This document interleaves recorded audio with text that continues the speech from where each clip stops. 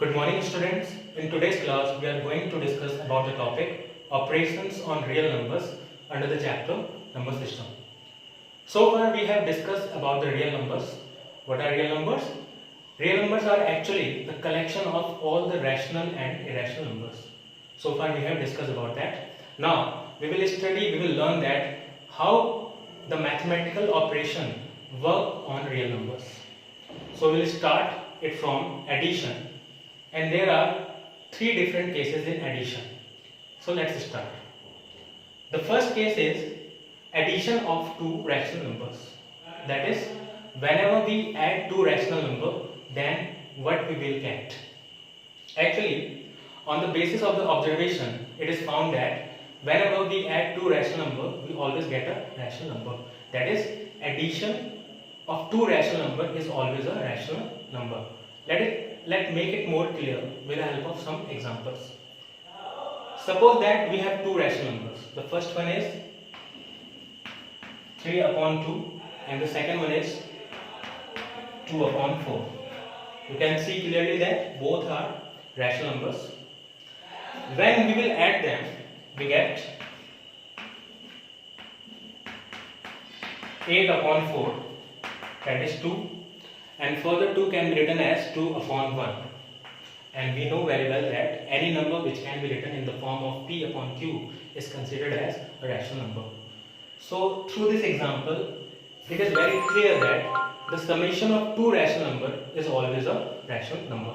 Now move on to the second case. That is addition of two irrational numbers.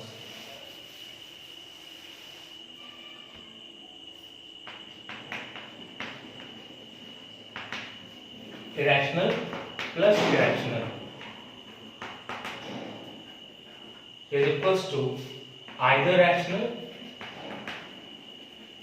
or irrational.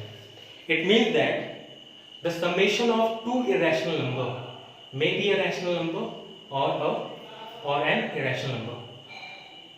The summation of two rational numbers may be a rational number or an irrational number. Let's make it more clear with the help of an example. Suppose that we have an irrational number under root 5.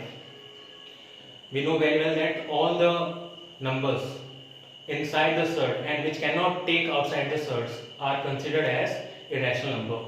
So we take here an irrational number under root 5 and the negative value of this, which is also an irrational number. Now look at here very carefully that what will be the summation of these two irrational numbers. Under root 5 plus into minus will be minus under root 5 and it will be 0, which can further written as 0 upon 1, that is in the form of p upon q. So in this particular example, we can clearly see that the summation of two irrational number is a rational number. Now take one more example. Now this time take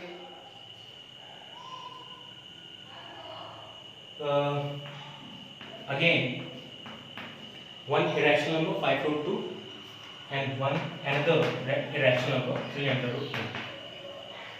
Both are irrational numbers, and you know very well that under root 2 and under root 2 both are irrational numbers. That is why 5 root 2 and 3 root 2 also irrational numbers.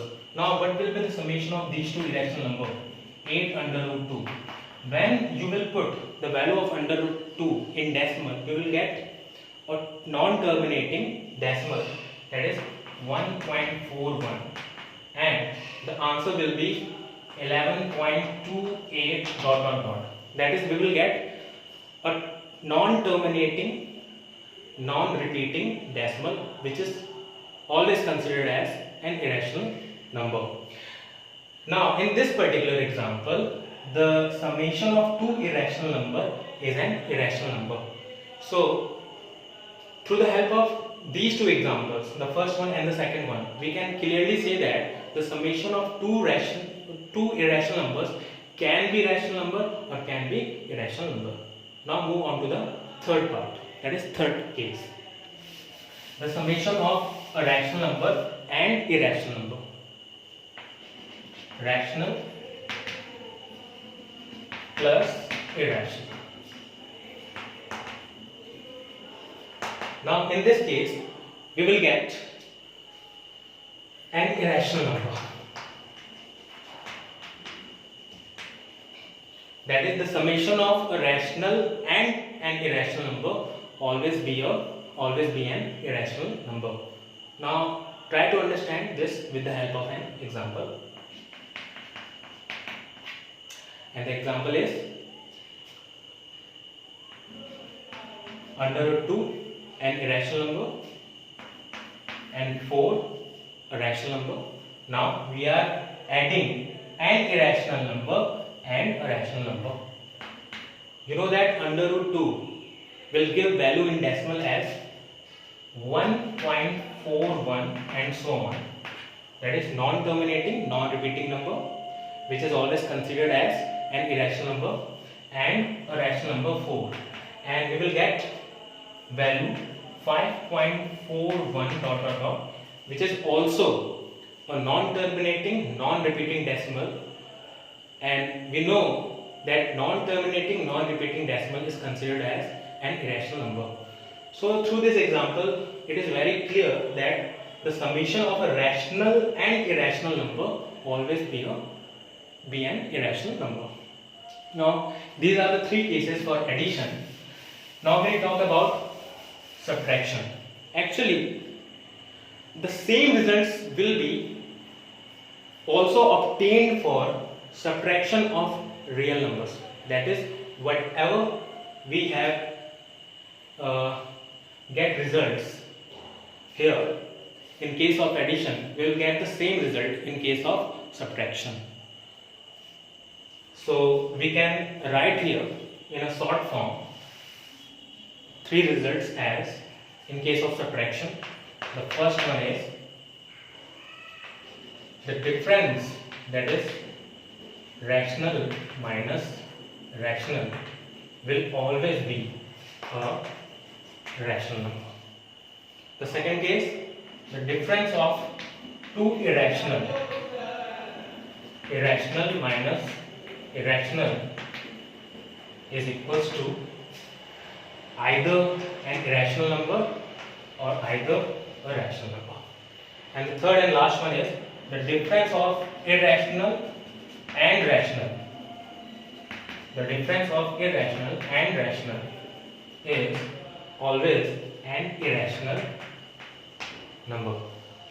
So students, this is all about the addition and subtraction of real numbers on real numbers, and in the next class we will discuss about the multiplication and division on real numbers.